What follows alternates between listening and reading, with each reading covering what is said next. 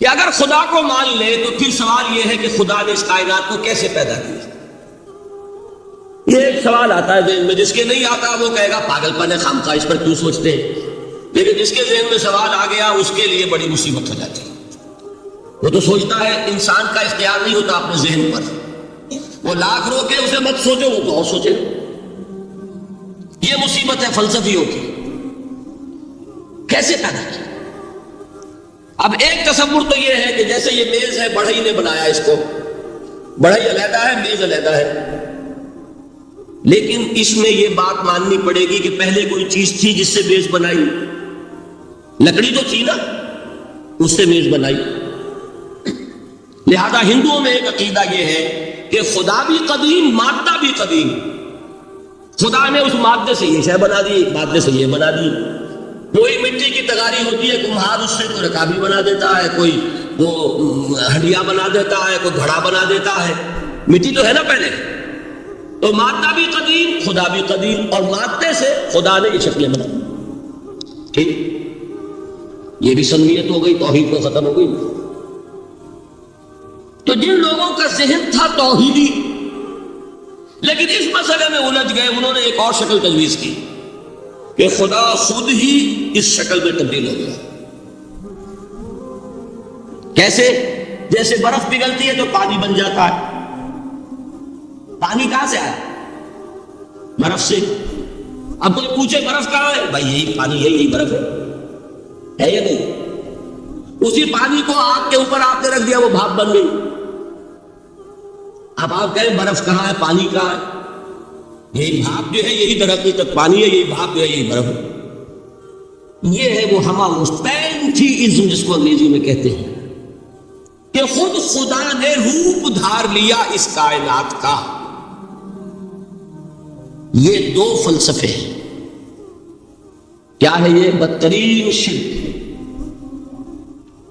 پہلی، اگر شکل ہے تو وہ انسان خدا قرار پا گیا، جس کو اوتار مانا وہ خدا ہو گیا کہ نہیں؟ اور دوسری شکل میں تو ہر چیز ہی خدا ہے، یہ بھی خدا، یہ بھی خدا، پتھر بھی خدا، درخت بھی خدا، ہر چیز خدا۔ اس لیے کہ وہ برف پگھلی ہے تو پانی بنا ہے، وہ پانی چاہے زیر زمین آ رہا ہے، وہ پانی چاہے زمین کے اوپر دریا کی شکل میں آ رہا ہے یا زمین میں سوتے چل رہے ہیں، پانی تو وہی برف ہے جو پہاڑوں پر ہمارے یہاں پر پڑا ہوا، وہی پگھل رہا ہے، یہ کچھ بن رہا۔ یہ ہے شرک فی ذات کی دوسری قسم جو دنیا میں رہی، پینتھیزم اور انکارنیشن، یا حلول اور ہماؤش۔ سمجھ میں آگے؟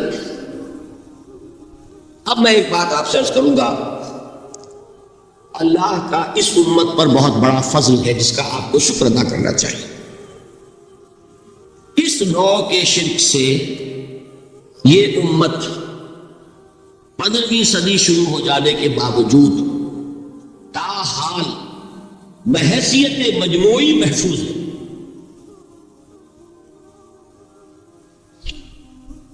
میں نے بحیثیت مجموعی کہا ہے، کوئی افراد یا عوام الناس یا جوہلا یا شعراء یا نعت گو وہ مبالغہ آرائی میں کوئی بات کہہ دیتے ہو تو وہ علیحدہ بات ہے، لیکن مسلمانوں میں کوئی مستند فرقہ اور اس کے جو مستند عقائد ہیں ان میں الحمدللہ آج تک ایسی کوئی چیز شامل نہیں۔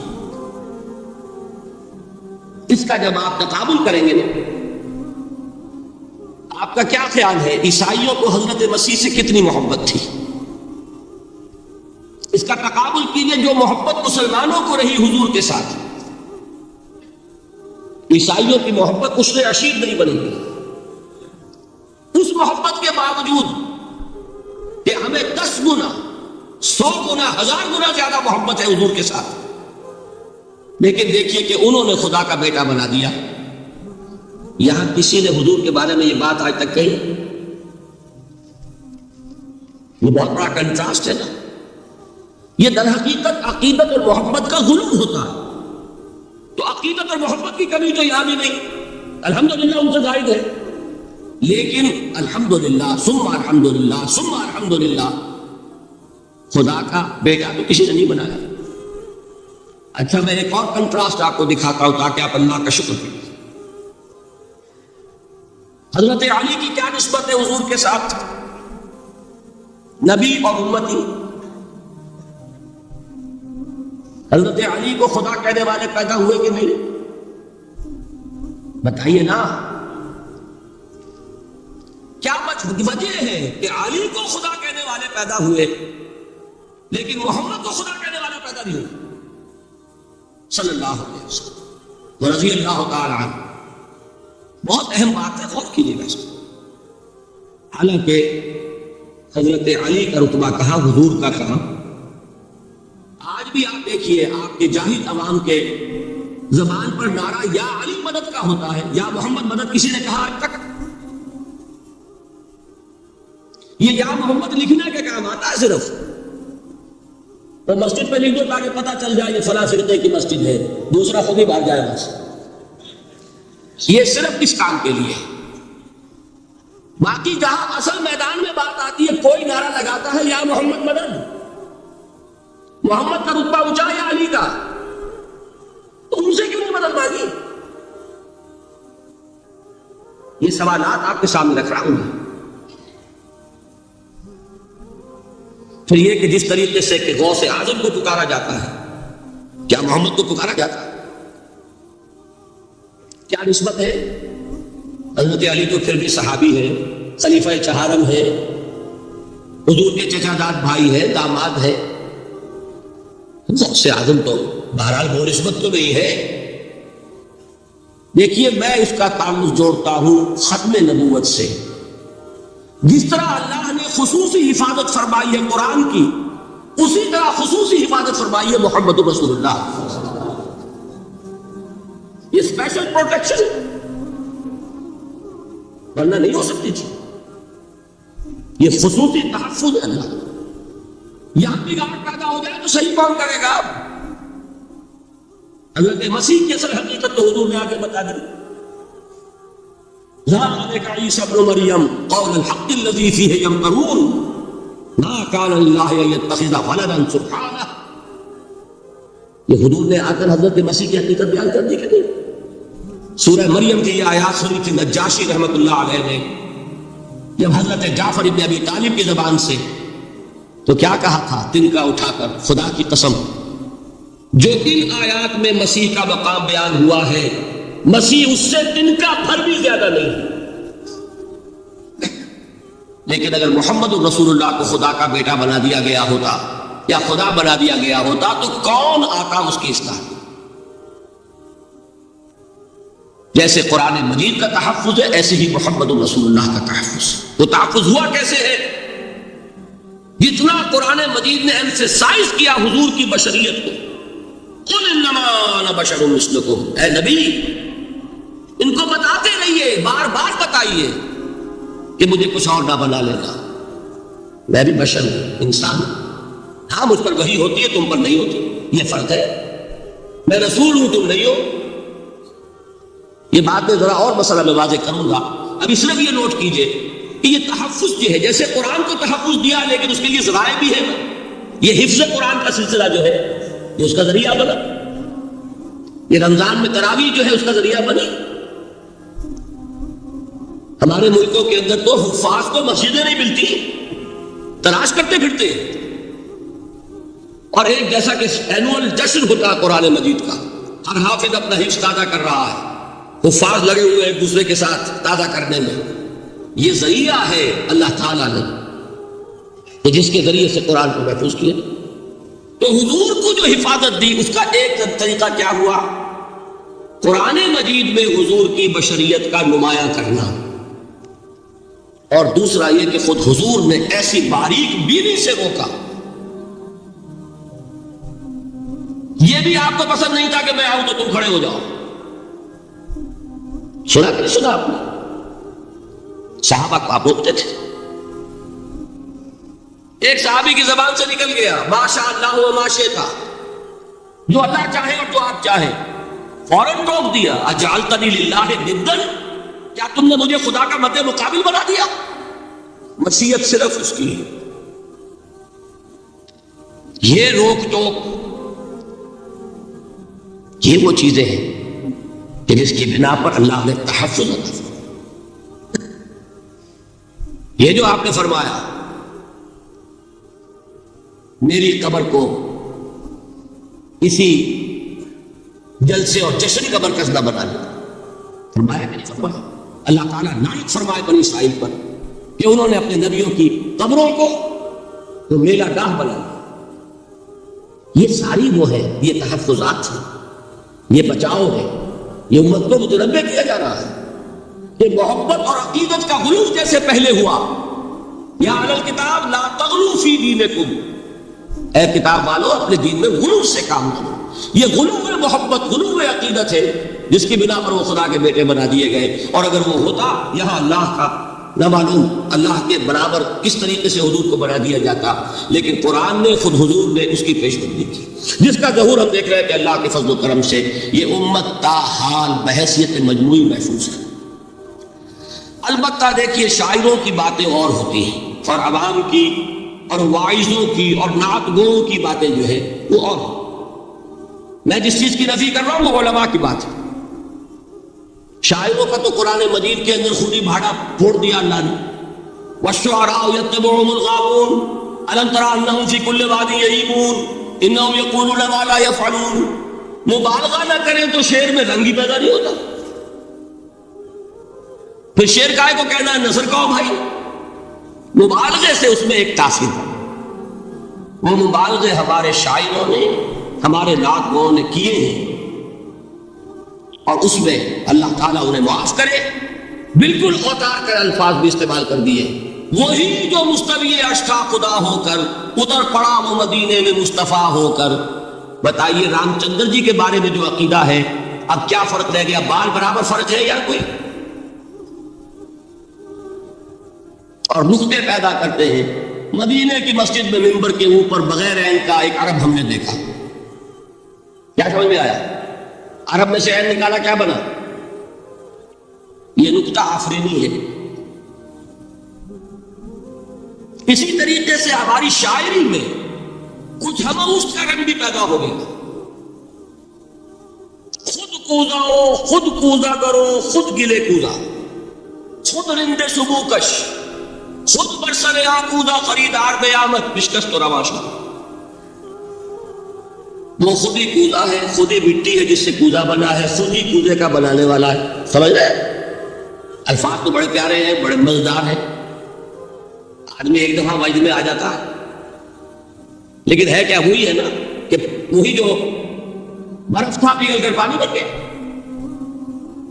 خود کوزا ہو، خود کوزا کرو، خود گلے کوزا، خود رندے سبو کش، خود ہی اس کوزے میں شراب ڈال کے پیتا بھی ہے، خود ہی مٹی ہے، خود ہی وہ بنانے والا ہے، خود ہی کوزا ہے، خود ہی اس میں شراب ڈال کے پیتا بھی، اور خود ہی اس کوزے کو توڑ کر اپنا راستہ بھی لیتا ہے۔ اب آپ اس پر سر دنیے اور جو چاہے کریں، لیکن یہ کہ اس کا ڈانڈے مل گئے کہ نہیں اسی عمل اس سے۔ لیکن یہ کسی مفتی کی بات ہے کیا، یا کسی ائمہ دین میں سے کسی کا قول ہے؟ بھائی شاعروں کی باتیں سن لیا کریں، اللہ اللہ خیر سن۔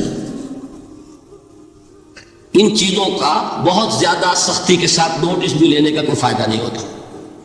بات وہ ہونی چاہیے کہ جو علماء کہہ رہے ہیں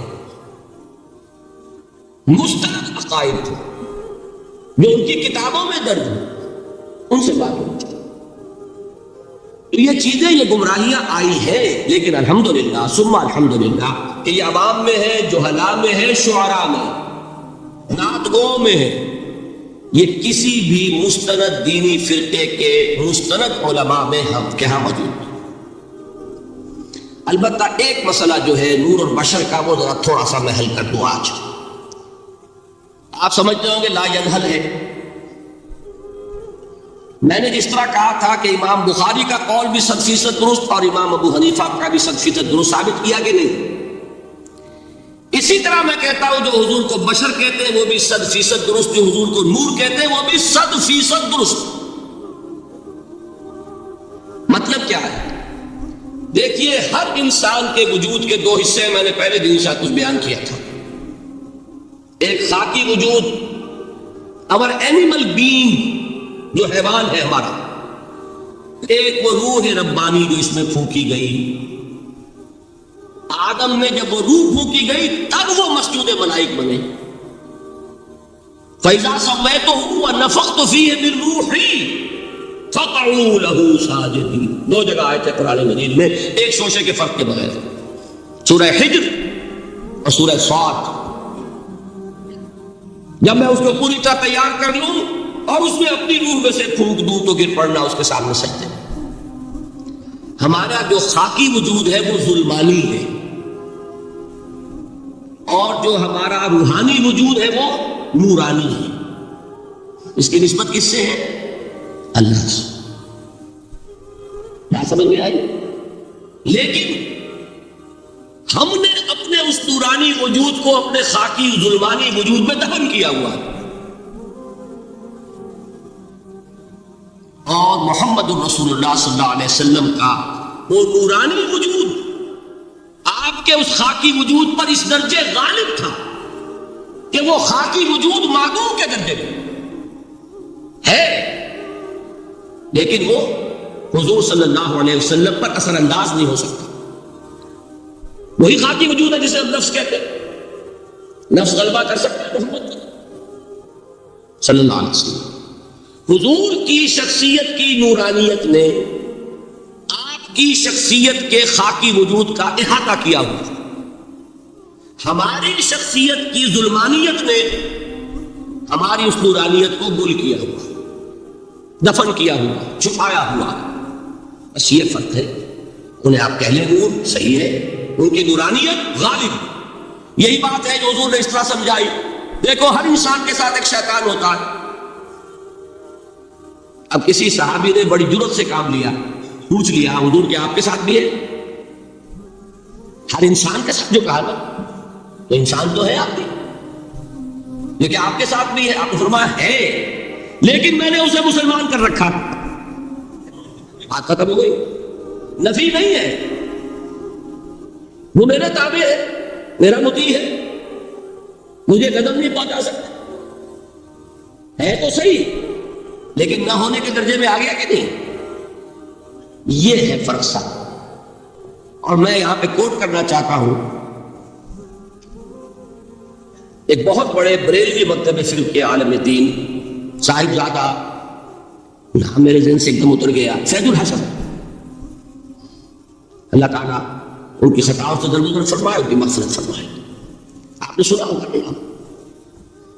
انہوں نے ایک روز تقریر کی جو میں نے سنی، اور تقریر کہاں کی؟ ساہیوال میں. وہاں کا ایک بہت مشہور چوک ہے، مہاجرین، مسجد مہاجرین کہلاتی ہے، وہاں تقریر تھی. میں نے سنی. ان کے الفاظ یہ تھے کہ کیا آپ لوگ ہمیں جاہل سمجھتے ہیں؟ کیا ہمیں عربی نہیں آتی؟ کیا ہم نے قرآن نہیں پڑھا جس میں بار بار یہ لکھا ہوا ہے کہ حضور بشر ہے؟ حضور بشر ہیں، لیکن اصل میں ہم حضور کی بشریت کو نمایاں کرنے کو سوء ادب سمجھتے ہیں. بات سمجھیے آپ نے، اس قدر پیاری بات ہے. انہوں نے کہا کہ آپ کے باپ کا نام کیا ہے؟ عبد الرحمان. آپ عبد الرحمان کہہ کے پکارتے ہیں انہیں؟ ابا جان. ابھی آپ نے وہ آیات سنی، حضرت ابراہیم نے اپنے مشرک باپ کو یا ابت ہے، یا ابت ہے، بڑا پیارا ترجمہ کیا. ابا جان، ابا جان، کیا نام لیں؟ آپ کے باپ کا نام ہے، نام نہیں لیتے آپ. کیوں؟ ادب کی وجہ سے. اسی وجہ سے ہم در حقیقت حضور کی بشریت کو نمایاں کرنے کو سوء ادب سمجھتے ہیں. ورنہ کوئی ہم جاہل ہیں، ہمیں عربی نہیں آتی، ہم نے قرآن نہیں پڑھا، ہم جانتے ہیں کہ وہ بشر. بات سمجھ میں آئی؟ کتنی آسانی سے مسئلہ حل ہوتا، بشرطے کہ نیت حل کرنے کی ہو. آخر آمنہ کے بیٹے ہیں، عبداللہ کے بیٹے ہیں، عبد المطلب کے پوتے ہیں. بچپن آپ پر گزرا ہے، لڑکپن آپ پر گزرا ہے، نوجوانی آپ پر آئی ہے، جوانی آپ پر آئی ہے، شادی آپ نے کی ہے، اولاد آپ کی ہے. کون بے وقوف احمق ہوگا کہ جو آپ کی بشریت کا انکار کرے؟ لیکن یہ کہ جس طریقے سے اس کو بیان کیا جاتا ہے وہ ایک مسئلہ بن گیا اختلافی، وہ رد و قضا اور کھینچ تان. اور اس میں بھی سمجھ لیجئے مثلکم پر جو ایمفیسس بعض حضرات دے دیتے ہیں اپنے توحیدی، جو ان کے اندر ایک مزاج ہے، اللہ تعالیٰ ان کے مزاج کو اور پختہ کرے، لیکن اس میں بھی مبالغہ کیا جاتا ہے. ایک حدیث مجھ سے سنیے جس میں حضور نے مثل کا انکار کیا. مثلکم کا مطلب اگر کسی نے یہ سمجھا کہ بالکل ہم جیسے ہیں تو بہت بڑی مغالطہ ہے. حضور صوم وصال سے منع فرماتے تھے، خود رکھتے تھے. صوم وصال کیا ہے؟ آج روزہ رکھا، شام کو افطار نہیں کیا، وہی روزہ رات بھر چل رہا ہے، اگلے دن بھی چل رہا ہے، شام تک کو جا کے پھر کھولا تو 2 دن کا صوم وصال ہو گیا. اگلے دن بھی نہیں کھولا، چلا تو 72 گھنٹے کا صوم وصال ہو گیا. یہ کیا ہے؟ صوم وصال. خود رکھتے تھے اور صحابہ کو روکا. صحابہ میں سے کسی نے ہمت کر لی، حضور آپ خود رکھتے ہمیں روکتے. فرماتے ہیں ایکم مثلی، تم میں سے کون مجھ جیسا ہے؟ ابھی تو عند ربی، میں تو اپنے رب کے پاس رات گزارتا ہوں. وہ یطعمنی ویسقین، وہ مجھے کھلاتا ہے پلاتا ہے. بتائیے کون ہے جو اس کا دعویٰ کرے گا؟ حضور کے خصائص ہیں. حضور خود فرماتے ہیں تم صرف سامنے سے دیکھتے ہو، میں پیچھے سے بھی دیکھتا ہوں. کہا ہوا وہ مثلیت. اگر آپ نے بالکل اپنے جیسا سمجھ لیا تو بڑے مغالطے ہیں. نبی کا مقام ہے، نبی کا رتبہ ہے، نبی کے خصائص ہیں. آپ سو گئے تو آپ کی نیند، آپ کی وضو ٹوٹ گئی اور نبی سو گیا تو کہاں گئی مثلیت میں؟ مثل اس معنی میں بشر ہے، نسل آدم سے ہے، اس میں کوئی شک نہیں. اس معنی میں مثل ٹھیک ہے، قل انما انا بشر مثلکم. لیکن ہر اعتبار سے تو سب سے بڑا فرق یہی ہے کہ وہی آ رہی ہے. معراج پہ تشریف لے گئے ہیں، اس دنیا میں بیٹھے ہوئے بھی جنت کا مشاہدہ فرما لیتے ہیں، کرا دیا جاتا ہے. دوزخ کا مشاہدہ کرایا جاتا ہے، فرشتے کو دیکھ رہے ہیں. یہ چیزیں ہیں. اور پھر خصائص جیسا کہ میں نے عرض کیا کہ آپ پیچھے سے بھی دیکھتے ہیں. آپ کا معاملہ یہ ہے کہ آپ اگر سو جائیں تو آپ کا وضو نہیں ختم ہوگا. یہ ساری چیزیں جو ہیں ان سب کو بیلنس کیجئے تو معلوم ہوگا کہ آپ بشر بھی ہیں 100% درست. لیکن آپ کی وہ نورانیت، آپ سراج منیر، ہدایت کا روشن چراغ، آپ کی جو روح انور ہے وہ آپ کے اس جسدی وجود پر اس طریقے سے حاوی ہے کہ گویا کہ اس نے اس کی ظلمانیت کو ختم کر کے رکھ دیا. اس معنی میں کوئی کہے نور مجسم تو مجھے کوئی اعتراض نہیں. یہ ہے ان چیزوں کو جمع کرنے کی شکل، خواہ مخواہ کی کھینچ تان کے سوا کچھ نہیں. بہرحال یہ پہلا حصہ ختم ہوا، شرک فی الذات. اب آئیے شرک فی الصفات. میں نے عرض کیا تھا کہ یہ ایک بڑا علمی مسئلہ ہے اور اس میں ٹھوکر لگ جاتی ہے. وجہ کیا ہے اس کو سمجھ لیں. بنیادی بات، ہماری زبان جو ہے وہ بہت محدود ہے. ہماری ہی زبان ہے جس سے اللہ نے ذریعہ بنایا اپنی ہدایت کا، ورنہ ہمارے پلے نہ پڑتی بات. ظاہر ہے. لیکن ہماری زبان کی محدودیت ہے. اس محدودیت کا ایک مظہر یہ ہے کہ ہم جو الفاظ اللہ کے لیے بطور صفت استعمال کرتے ہیں وہی الفاظ مخلوقات کے لیے بھی کر لیتے ہیں. اللہ موجود، ہم بھی موجود. اللہ زندہ، ہم بھی زندہ. اللہ علیم، تو انسان علیم ہی علیم نہیں، علامہ بھی ہے کہ نہیں؟ یہ تو بڑا مبالغے کا لفظ ہے. انسان علامہ ہے. اللہ دیکھتا ہے، بصیر ہے، ہم بھی بصیر ہیں. اللہ سنتا ہے، سمیع ہے، ہم بھی سنتے ہیں. اللہ کو قدرت حاصل ہے، کچھ ہمیں بھی حاصل ہے. ایک مکہ مارا تھا حضرت موسیٰ نے، جان نکال دی تھی کہ نہیں؟ ہے نا کچھ نہ کچھ. اللہ چاہتا ہے، ہم بھی چاہتے ہیں. اسی دیکھیے چاہت میں وہ ہو گیا تھا جس پر روک دیا حضور نے. ما شاء اللہ و ما شئت اجعلتنی للہ ندا، کیا تم نے مجھے اللہ کا مد مقابل بنا دیا؟ دھوکہ ان الفاظ کے اشتراک کی وجہ سے لگ جاتا ہے. بات سمجھ میں آئی؟ اب اس میں فارمولہ میں نے عرض کیا تھا کہ ایک نوٹ کر لیں تو مسئلے سارے حل ہو جائیں. جب ہم کوئی لفظ بطور صفت اللہ کے لیے بولتے ہیں اور اسی لفظ کو مخلوق میں سے کسی کے لیے بولتے ہیں. مخلوق میں سب آ گئے، جمادات، حیوانات، انسان، اولیاء اللہ، فرشتے، انبیاء، رسول، سب مخلوق تو ہیں. وہ کل مخلوقات جب ہم ایک لفظ بطور صفت استعمال کریں گے اللہ کے لیے اور اسی لفظ کو استعمال کریں گے بندوں کے لیے، تو ان میں 3 فرق ہے جو ذہن میں رہنے چاہیے. گن کر یاد کیجئے. اللہ کی ذات قدیم ہے، ہمیشہ سے ہے. اسی طرح اس کی صفت بھی قدیم ہے، ہمیشہ سے ہے. مخلوقات حادث ہے، ان کی صفات بھی حادث ہے. حادث قدیم کے مقابلے میں کہ پہلے نہیں تھی پھر ہو گئی. ایک فرق، اللہ کی ذات از خود ہے، کسی اور نے تو اس کو وجود نہیں بخشا نا. اللہ کا وجود از خود ہے، ذاتی ہے. اسی طرح اس کی صفات ذاتی ہے، کسی اور کی عطا کردہ نہیں ہے. مخلوق کوئی ہو کسے باشا، ان کا وجود ذاتی نہیں، عطائی ہے. اللہ نے دیا تو وجود ملا. اسی طرح ان کی صفات عطائی ہے، ذاتی نہیں. 2 فرق ہو گئے. اللہ کی ذات مطلق ہے، لا محدود. اسی طرح اس کی صفات مطلق ہے، لا محدود. مخلوق کی ذات محدود کسے باشد، صفت بھی محدود. 3 فرق ہے، ذاتی، عطائی، قدیم، حادث، لا محدود، محدود. 3 فرق ذہن میں رہیں تو جو صفت بھی آپ اب بولیں گے اس میں یہ تینوں باتیں ذہن میں رہیں. سمجھ میں آگے بات؟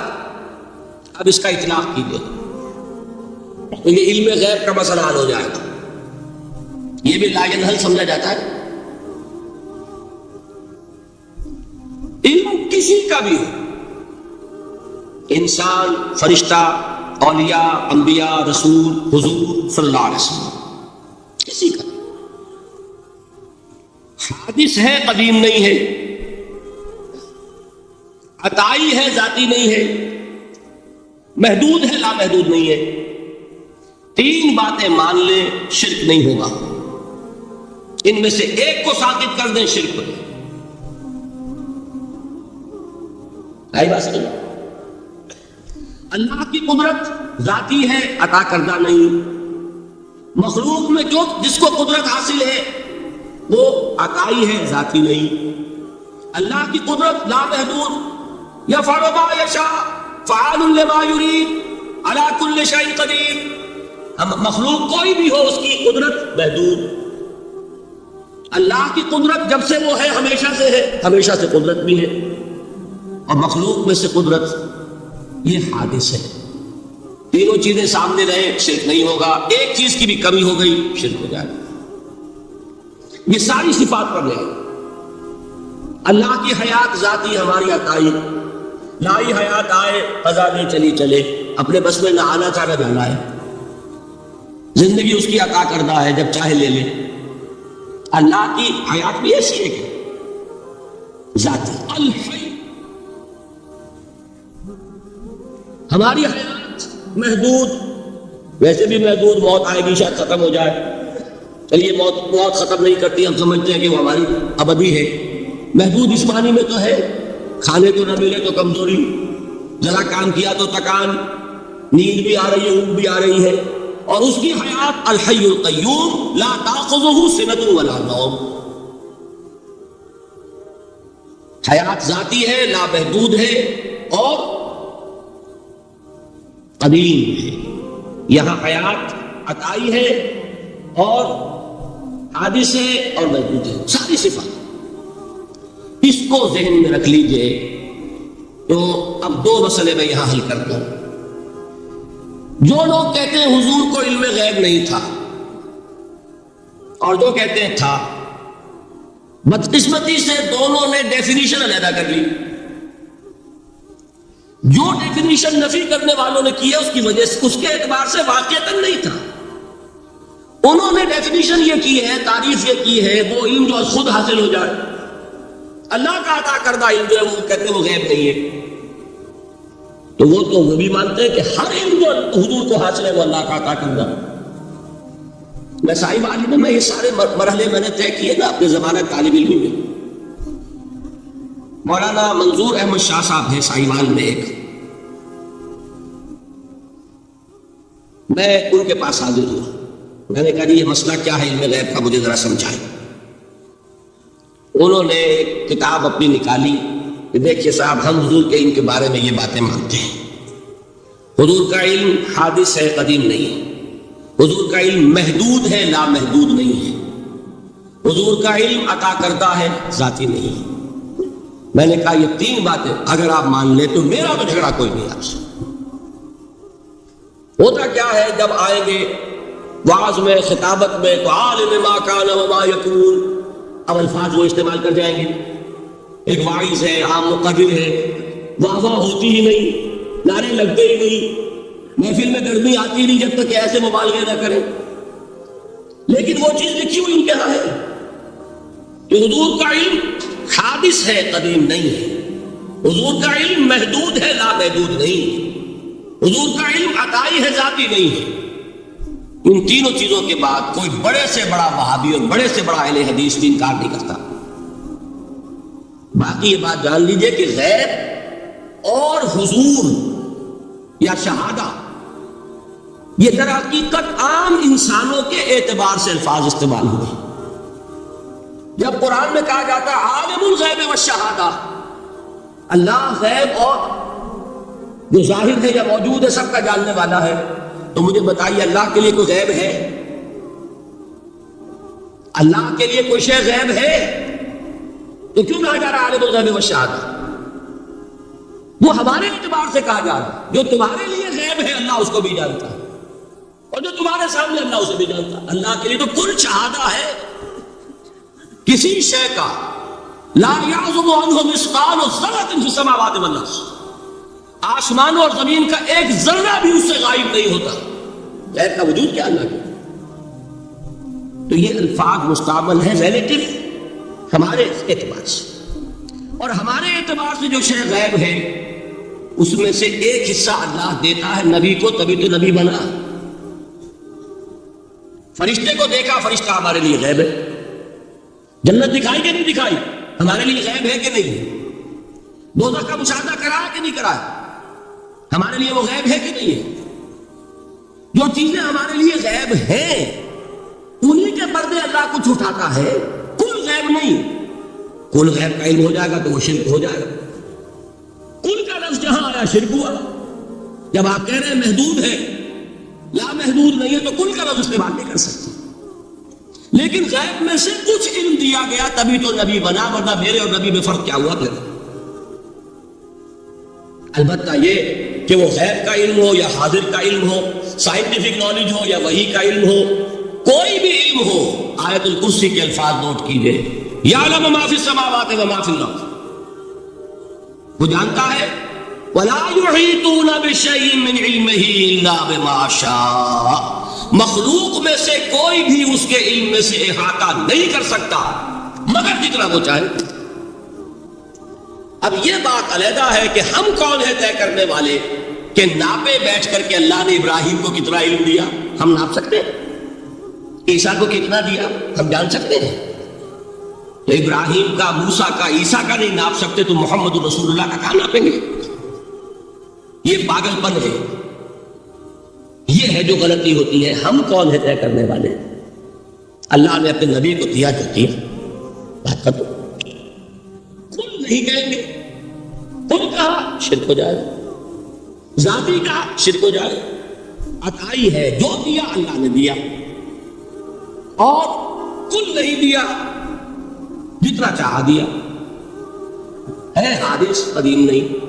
تینوں چیزوں مان لیجئے تو شرک کا کوئی شائبہ نہیں. باقی جہاں ایک طرف قرآن میں وہ آیات ہیں کہ اللہ کے غیب کو کوئی نہیں جانتا، ٹھیک، وہاں یہ بھی ہے کہ لا یظہر غیبہ، لا یظہر علی غیبہ الا من ارتضی بالرسول، وہ اپنے غیب پر قابو نہیں دیتا مگر اپنے رسول میں سے جس کو چاہے. یہ دونوں آیتیں قرآن کی ہے کہ نہیں؟ اسی لیے در حقیقت جو غیب کی نفی کرتے ہیں حضور سے، وہ کہتے ہیں کہ از خود معلوم ہونے والی شے غیب ہے. ہم کہتے ہیں از خود تو کوئی بھی شے کسی کو معلوم نہیں. ہمیں حاضر کا علم بھی اللہ ہی دیتا ہے تو ہوتا ہے، غیب کا تو بہت دور کی بات ہے. یہ مسئلے بڑے سیدھے ہیں، خام خواہ ہم نے پیچیدہ بنایا ہوا ہے. خدا کے لیے ان مسئلوں کو سلجھائیے اور جوڑیے، کاٹنے کی بجائے جوڑنے کی فکر کیجیے کہ بھائی یہ اپنی اپنی جگہ پر علیحدہ علیحدہ تم نے تعریفیں کر رکھی ہیں اس لیے جگڑ رہے ہیں، ورنہ دونوں باتیں صحیح ہیں. ایک مسئلہ ذرا اور زیادہ علمی ہے، میں ذرا پریشان ہو رہا ہوں کہ وقت زیادہ ہو رہا ہے. وہ مسئلہ ہے وحدت الوجود کا. ہمارے بہت سے صوفیہ وحدت الوجود کے قائل ہیں، اور ہمارے کچھ لوگ جو معترض ہیں وہ وحدت الوجود اور ہمہ اوست کو کنفیوز کر دیتے ہیں، ایک سمجھ لیتے ہیں. ہمہ اوست میں بیان کر چکا ہوں کہ بدترین شرک ہے. وحدت الوجود اور شے ہے، باریک بات ہے، سمجھ میں نہیں آتی عام لوگوں کے. سادہ ترین الفاظ میں آپ کو سمجھاتا ہوں. ایک نظریہ یہ ہے کہ اللہ ہی نے یہ روپ دھار لیا، یہ ساری چیزیں بالفعل موجود ہیں، یہ بھی ہے، یہ بھی ہے، یہ بھی ہے، اور یہ سب اللہ ہی ہے. یہ بدترین شرک ہے، شرک فی الذات. ایک لوگوں کی رائے یہ ہے کہ یہ کچھ ہے ہی نہیں، یہ شراب ہے. شراب میں کیا ہوتا ہے؟ آپ کو پانی نظر آتا ہے؟ ہوتا ہے پانی؟ نہیں. ہر چند کہے کہ ہے، نہیں ہے ہی نہیں. بس اللہ ہی ہے، یہ ہے ہی نہیں.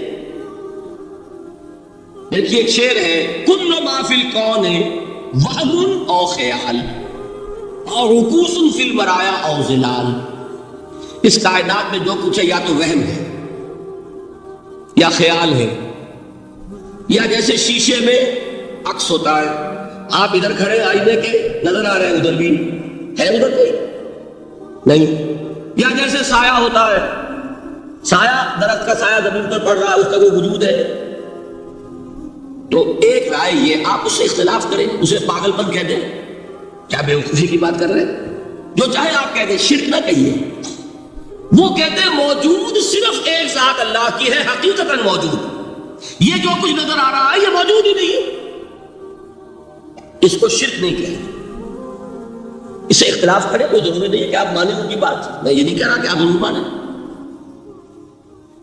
شیخ احمد سرہندی رحمۃ اللہ علیہ نے اسے سمجھایا ہے اس کائنات کی حقیقت کیا ہے، ایک مثال سے. ان کے نظریے کو وحدت الشہود کہتے ہیں، وحدت الشہود، وحدت الوجود. شاہ ولی اللہ دہلوی نے فیصلہ کیا ہے کہ دونوں میں باریک سا فرق ہے، کوئی فرق نہیں ہے، تعبیر کا فرق. وہ مثال دیتے ہیں کہ دیکھیے ایک مشعل لیجئے. مشعل کیا ہوتی ہے؟ ایک لکڑی ہے، اس کے ایک سرے کے اوپر آپ نے کپڑا وغیرہ باندھ کے تیل ڈال کے آگ لگا دی. شعلہ جوالا ہے، ایک شعلہ، ٹھیک. وہ فرماتے ہیں کہ اس کو تیزی کے ساتھ ایک دائرے میں حرکت دیجئے، آپ کو آگ کا دائرہ نظر آئے گا، دیکھنے والے کو نظر آئے گا کہ نہیں؟ کیا دائرہ فی الواقع موجود ہے؟ بات ثابت ہو گئی کہ نہیں ہے، نظر آ رہا. یہ فرماتے ہیں حضرت مجدد، ای الصنعت باری تعالی است، کہ معدوم را موجود میں نمائند. یہ اللہ تعالیٰ کی صنائی ہے، خلاقی ہے کہ جو شے ہے نہیں اس کو دکھا دیتے ہیں کہ ہے. جیسے آپ نے آپ سے دائرہ دکھا دیا ہے نہیں، اس کائنات کا کوئی وجود نہیں. میں پھر عرض کروں گا آپ اس سے اختلاف کریں، اسے نہ مانیں، چھوڑ دیں اس کو. یہ مسئلے ہیں فلسفے کے، لیکن سوال یہ ہے کہ اس کو شرک نہیں کہیں گے آپ. شرک وہ ہے جب کہیں یہ بھی شے ہے اور خدا ہے، یہ بھی ہے اور خدا ہے، پتھر بھی ہے اور خدا ہے. جب یہ کہا جائے گا یہ ہے ہی نہیں، صرف خدا ہے، تو در حقیقت اس کو شرک نہیں کہیں گے. یہ وحدت الوجود ہے، یونٹی آف بینگ. اب اس کو میں ایک اور اعتبار سے سمجھا دوں گا تو مجھے امید ہے اللہ تعالیٰ اس کو آپ پر کھول دے گا. دیکھیے ایک ہمارا علم، ایک اللہ کا علم، ٹھیک. جب تقابل کریں گے تو کیا کہیں گے؟ اللہ کے علم کے مقابلے میں ہمارا علم ہے ہی نہیں، ٹھیک. اللہ کی قدرت کے مقابلے میں ہماری قدرت زیرو، اللہ کی مشیت کے مقابلے میں ہماری مشیت کچھ نہیں۔ وما تشاءون الا یشاء اللہ، تم چاہ بھی نہیں سکتے جب تک کہ اللہ نہ چاہے۔ تو کیا ہوئی؟ خواب ہوئی۔ یہی آتے ہیں نا جو حدیث جس میں کہ دعا استخارہ حضور نے تلقین فرمائی، اور صحابہ فرماتے ہیں کہ حضور نے ہمیں اس طرح سکھائی یہ دعا استخارہ جیسے قرآن سکھایا۔ اس میں الفاظ کیا ہے؟ فَإِنَّكَ تَعْلَمُ وَلَا أَعْلَمُ وَتَقْدِرُ وَلَا أَقْدِرُ، اے اللہ تجھے قدرت حاصل ہے، مجھے کوئی قدرت حاصل نہیں۔ اگر ظاہری الفاظ پر جائیں گے تو یہ تو خلاف واقعہ بات ہے۔ کیا حضور کو کوئی علم حاصل نہیں تھا؟ یہاں تو حضور فرما رہے ہیں فَإِنَّكَ تَعْلَمُ وَلَا أَعْلَمُ، یا چلیے اگر کوئی اور عام انسان کہتا ہے میں نہیں جانتا، تو کیا کوئی علم حاصل نہیں اسے؟ کچھ نہ کچھ علم تو ہے، لیکن اللہ کے علم کے مقابلے میں وہ نہ ہونے کے برابر ہے۔ اسی طریقے سے سمجھ لیجئے اللہ کے وجود کے مقابلے میں اس کائنات کا وجود نہیں ہے۔ بات ختم ہو گئی، مسئلہ صاف ہو گیا۔ حقیقی وجود صرف اللہ کا ہے، یہ اعتباری ہے، یہ ٹرانزینٹ، آل از چینج، پینٹا رائن، بدل رہی ہے ہر شے، کسی چیز کو ثبات نہیں۔ آپ ایک لمحے پہلے جو آپ تھے وہ آپ، ایک لمحے بعد وہ آپ نہیں ہیں، بدل گئے۔ ایک تسلسل ہے آپ کا کہ آپ سمجھتے ہیں کہ آپ وہی ہیں کہ جو آج سے 10 سال پہلے تھے۔ کیا آپ وہی ہیں؟ بدل چکے، خون پورا بدل چکا، نہ معلوم کتنی دفعہ بدل چکا، کھال بدل چکی۔ یہ تو معلوم یہ ہوا کہ یہ جو کچھ ہے ٹرانزینٹ ہے، عارضی ہے، فانی ہے، نہ ہونے کے برابر ہے، وجود برحق صرف اللہ۔ یہ بھی در حقیقت اسی شرک فی الوجود کی بات ہے۔ اگر ہم یہ کہیں کہ اللہ بھی موجود ہم بھی موجود، یہ کیا ہو گیا؟ شرک فی الوجود۔ اسی کو کہا غالب نے جاروں بلا بیار کہیں شرک فی الوجود، با گرد فرش و سینہ بے ما برابر است۔ اگر آپ کے گدے کے اوپر گردہ پڑ گیا ہو تو جھاڑتے ہیں نا، فرش کے اوپر گردہ ہے تو جھاڑو سے صاف کرتے ہیں۔ غالب کہتا ہے کہ اگر تمہارے دل میں یہ گردہ آ گیا ہے کہ تم بھی موجود ہو، اللہ بھی موجود ہے، تو لا کی جھاڑو سے صاف کر دو اس گردے کو، کہ یہ شرک فی الوجود ہو جائے گا۔ ہم نہیں ہیں بھائی، ہمارا کیا وجود، ہماری کو کیا حقیقت ہے؟ اللہ ہی ہے، بس یہ ہے اصل میں۔ پھر میں عرض کروں گا کوئی قبول کرے نہ کرے، اسے گمراہی کہے، اس کو جھوٹ کہے، اسے پاگل پن کہے، میں نہیں جھگڑوں گا، لیکن شرک نہیں کہہ سکتے آپ اس کو۔ شرک وہ ہماؤس ہے، اس میں اور اس میں زمین و آسمان کا فرق۔ اب آئیے آخری شرک، شرک فی العبادت یا شرک فی الحقوق۔ اللہ کے حقوق کے لیے ایک لفظ استعمال کریں گے تو وہ کیا ہے؟ عبادت۔ وما خلقت الجن والانس الا لیعبدون، میں نے جنوں اور انسانوں کو پیدا ہی اس لیے کیا کہ میری عبادت کریں۔ اب عبادت میں شرک اگر ہوگا تو یہ شرک کی تیسری قسم ہو جائے گی۔ عبادت میں شرک سے مراد کیا ہے اس کو سمجھیے۔ یہ میں پہلے بیان کر چکا ہوں عبادت کسے کہتے ہیں۔ عبادت کے دو جز سمجھ لیجئے، جیسے ایک میرا یہ جسم ہے، ایک اس میں روح ہے۔ روح نظر نہیں آتی، نظر جسم آتا ہے، لیکن اس جسم کا سارا وجود اس روح سے ہے۔ چلیے روح کو چھوڑے، جان، جان کیا کس بلا کا نام ہے، کسی کو نظر آئی آج؟ لیکن یہ جان ہی ہے جو اس جسم کو قائم رکھے ہوئے۔ اسی طرح عبادت کا ایک جسم ہے، ایک جان ہے۔ جسم کیا ہے؟ اطاعت، اللہ کی بندگی، ہما تن بندگی، ہما وجوہ بندگی، ہما وقت بندگی، یہ تو بیان کر چکا ہے۔ اور روح کیا ہے؟ محبت، اللہ کی محبت۔ اطاعت جب سے کی جاتی ہے تو وہ عبادت نہیں کہلاتی ہے۔ انگریز کی اطاعت ہم کرتے تھے لیکن کیا عبادت کرتے تھے؟ بات سمجھ میں آئی؟ اطاعت تو کر رہے تھے، عبادت نہیں۔ عبادت اس اطاعت کو کہتے ہیں جو کسی ہستی کی محبت سے سرشار ہو کر ہما وقت، ہما تن، ہما وجود کی جائے۔ تو جسد ظاہری کیا ہے عبادت کا؟ اطاعت، اور روح کیا ہے؟ محبت۔ اب ان دونوں کے اعتبار سے شرک کیا ہے، توحید کیا ہے، اس کو سمجھ لیجئے۔ اور یہ ہے وہ چیزیں جو میں نے عرض کیا تھا کہ بالکل الجبرا کے فارمولوں کی طرح کی بات ہے۔ اطاعت میں توحید کیا ہے کہ مطاع مطلق صرف اللہ، ٹھیک، باقی ساری اطاعتیں اللہ کی اطاعت کے تابع، نفی نہیں ہے، والدین کی اطاعت کرو، لیکن جہاں والدین حکم دیں اللہ کے حکم کے خلاف، بات سب اطاعت نہیں ہوگی۔ بیوی شوہر کی اطاعت کرے، آپ اولو الامر کی اطاعت کرے، شاگرد استاد کی اطاعت کرے، مرید پیر کی اطاعت کرے، لیکن کیا پیر کو یہ بھی حق ہے کہ اللہ کے کسی حکم کو منسوخ کر دے، رسول کے کسی حکم پر اپنے حکم کو برقرار بالاتر رکھے؟ سمجھ میں آ گیا؟ اصول کیا ہے کہ اطاعت مطلق unconditional unlimited obedience is due only to Allah. All the other obediences are limited by His injunctions. اس کو حضور نے کیسے بیان کیا؟ لا طاعت لمخلوق فی معصیت الخالق، مخلوق میں سے کسی کی اطاعت نہیں ہوگی جس میں خالق کی معصیت لازم آ رہی۔ جہاں اللہ کا کوئی حکم نہیں ہے آپ میرا حکم مان لیجیے، یہ شرک نہیں ہوگا۔ جہاں اللہ کا حکم ہے اس کے خلاف میں حکم دوں اور آپ مان لیں تو یہ شرک ہو جائے۔ بات سمجھ میں آ گئی کہ نہیں؟ اب اس کو اپلائی کیجئے، اپلیکیشن بالکل انڈیویجول لیول پر کیجئے۔ پہلے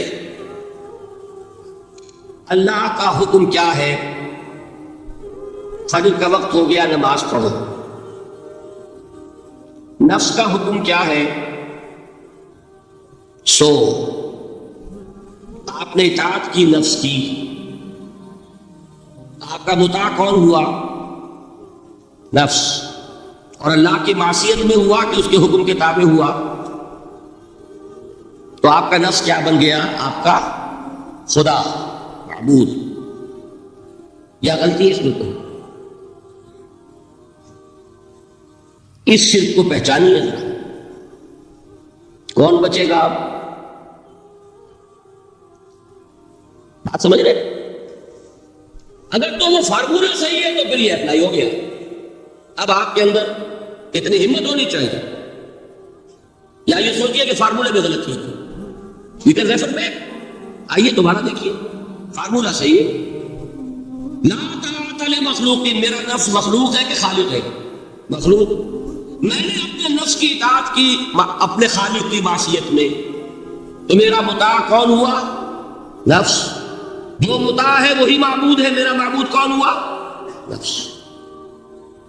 اس کو کہتے ہیں مولانا روم، نفس ما ہم کم طرف فرعون نیست، لیکن ایرعون نیست، میرا نفس بھی فرعون سے کم نہیں ہے۔ فرعون نے کیا کہا تھا کہ یہ مملکت میری ہے مصر کی، یہاں میرا قانون چلے گا، الیس لی ملک مصر، کیا مصر کی حکومت میری نہیں ہے؟ میں نہیں جانتا کون اللہ کون رسول، کیا حکم صحیح کیا غلط، میرا حکم چلے گا۔ تو میرا نفس بھی تو یہی کہتا، میں نہیں جانتا کیا اللہ کا حکم کیا رسول کا حکم، میری مرضی پوری کرنی پڑے گی، میری خواہش، میری چاہت، میری تمنا وہ پوری کرنی پڑے گی، اور ہم ہاتھ جوڑ کر اس کے آگے کھڑے ہو جائیں کہ بھائی ٹھیک ہے جو تیری مرضی، اللہ کی مرضی پیچھے، تیری مرضی پہلے، تو معبود کون ہوا؟ نفس ما ہم کم طرف فرعون نیست، لیکن ایرعون نیست۔ ٹھیک، قرآن سے سند چاہیے۔ قرآن نے فرمایا ارأیت من اتخذ الہہ ہواہ، کیا تم نے دیکھا اس شخص کو جس نے اپنے خواہش نفس کو اپنا الہ بنا رکھا ہے؟ الہ کا لفظ وہ ہے جو آپ کے کلمہ طیبہ میں ہے، کہہ رہا ہے لا الہ الا اللہ، اور تسبیح پڑھ رہا ہے لا الہ الا اللہ، اور جب فارغ ہوتا ہے تو نفس کو فوراً معبود بنا دیتا ہے. ارایتا من اتخذ الہہ ہواہ، کیا تم نے دیکھا اس شخص کو جس نے بنا لیا اپنی خواہش نفس کو اپنا معبود. اچھا اسی کو میں ٹاپ پر لے جا رہا ہوں، درمیان میں فل ان دی بلینکس آپ کر لیجئے گا. یہ میں نے کہا تھا انڈیویجول میں. اب آئیے کلیکٹیو لائف جو ہے، قومی زندگی، اس میں سب سے اونچی چیز کیا ہوتی ہے؟ کسی بھی ریاست کا دستور. دستور میں کیا بات طے ہوتی ہے؟ اولین کہ حاکمیت کس کی. ٹھیک، اگر آپ نے کہا جمہور کی حاکمیت ہے، کسی نے کہا فلاں خاندان کی حاکمیت ہے، کیا ہوا؟ یہ ہوا کہ نہیں؟ گھبرا کیوں رہے ہیں؟ پکڑے نہیں جائیں گے.